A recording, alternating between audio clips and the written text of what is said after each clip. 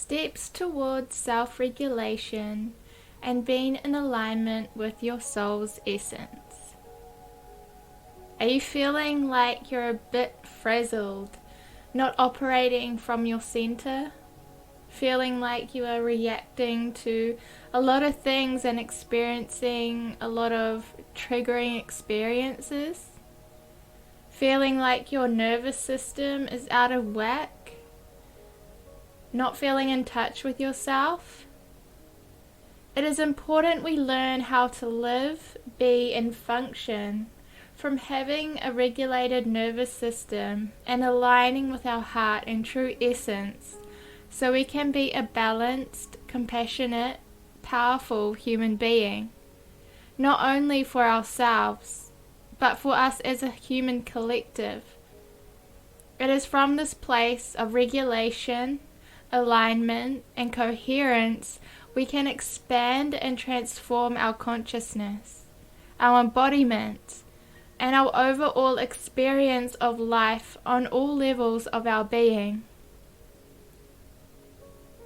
Now, in today's society, for a lot of people, it has become the norm to be stressed, anxious, depressed, frustrated, angry, etc., which then causes our body and mind to be programmed and conditioned to operate in a certain way, and it becomes familiar to us. It almost seems like a comfort zone because it's what we are used to, but it's affecting our mental, emotional, spiritual, and physical well-being. And we can begin to live our life in a chronic state of hypo arousal, which is like that fight and flight response, or hypo arousal, which is when we go into that numb, frozen, dissociated state. And sometimes we don't even recognize it because it's how we are so used to functioning. Every emotion you experience has an effect on your body and on your resilience, whether or not you are aware of it. Every emotion immediately causes changes in your body, affects your ability to build and sustain your energy, and either renews or depletes your resilience. The two main physiological systems that control the cascade of these changes in your body are the hormonal system and the autonomic nervous system. So, what are some steps towards self-regulation? The first step is self-awareness. Your awareness of your situation and the symptoms of the dysregulated state. So whether you're in that hyper or hypo aroused state. So it's being aware of that. And then the second step is your choice. Your choice to use techniques for self-regulation. And then step 3 is the use. You use or you do not use these self-regulation techniques. This is up to you. You have the choice to use it or not. And then step 4, you get the result. So you have your non-judgmental reflection of the consequence of using or not using techniques or tools for self-regulation. And then finally step 5 is regular use of the technique. It's a repetition. So repetition of the technique to help rewire the nervous system from dysregulation towards a state of regulation. And so some tools and techniques for self-regulation can include things like breathing exercises, mindfulness and meditation practices, tuning into your heart space, tuning into renewing and good feeling emotions, somatic therapies, intuitive movement and vocals. If you did want specific practices, keep an eye out for my Soul Connection program, which will be released in 2022. So there will be times in our life where we can realize and become aware that we are not in a coherent and regulated state. So then we can utilize techniques to support us in getting back into that regulated state in the moment. However, there are times when we do need to create space and go in and feel and process and be with what is arising. So know the difference between when you can simply come back to your center through tools and techniques in the moment, and when your body is wanting to feel and express and move an emotion or trauma through you, so it can be transformed and integrated. We do not just want coping mechanisms to help us get by, but instead it's about getting to the roots, allowing emotions to move and transform and ultimately heal so you can move forward really in your power. The more you reside in the qualities and energies of your soul's essence, compared to residing in the egos and the programmed state of being, the more resilient you will be when perhaps challenging or new experiences arise in your reality. You will also have a strong foundation of love, compassion, inner peace, etc. to build whatever you want to do or be in your life. The more we can perceive ourselves as a multidimensional and holistic being, the more we can acknowledge and address all facets of our life to make it truly fulfilling for us. And so we can be of best service to others and the world.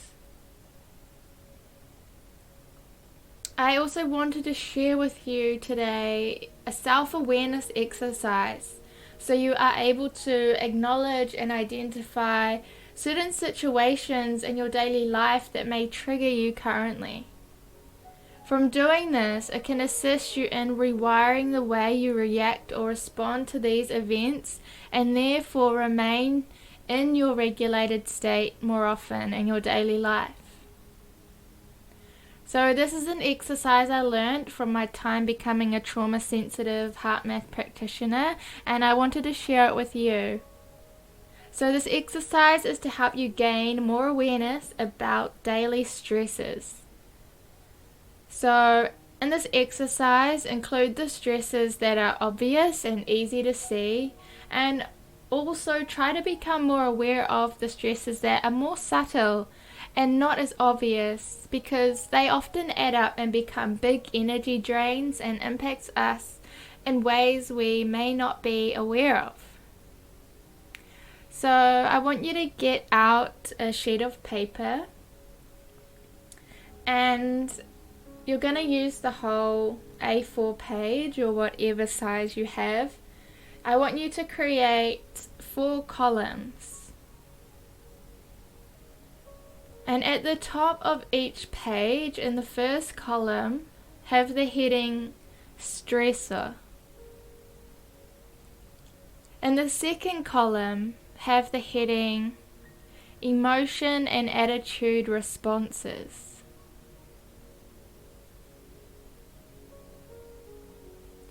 And in the third column, have the heading impact.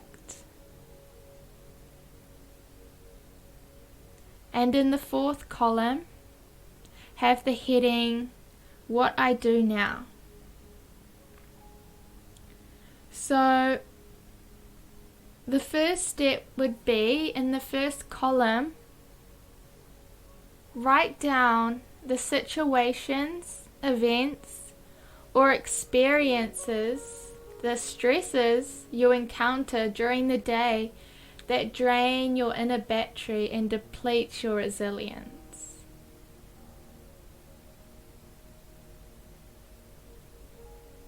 And then in the second column, consider your emotional responses for each of these stresses that you list. So how do you react?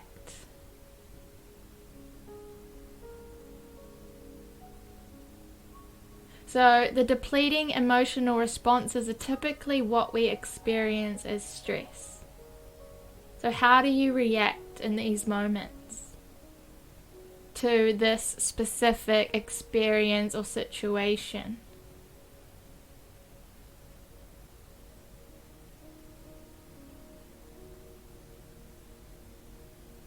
And then in the third column, on the impact column, you're going to write down how your emotional responses affect you and how you respond. So how does the emotion that arises in that moment affect you and how you respond?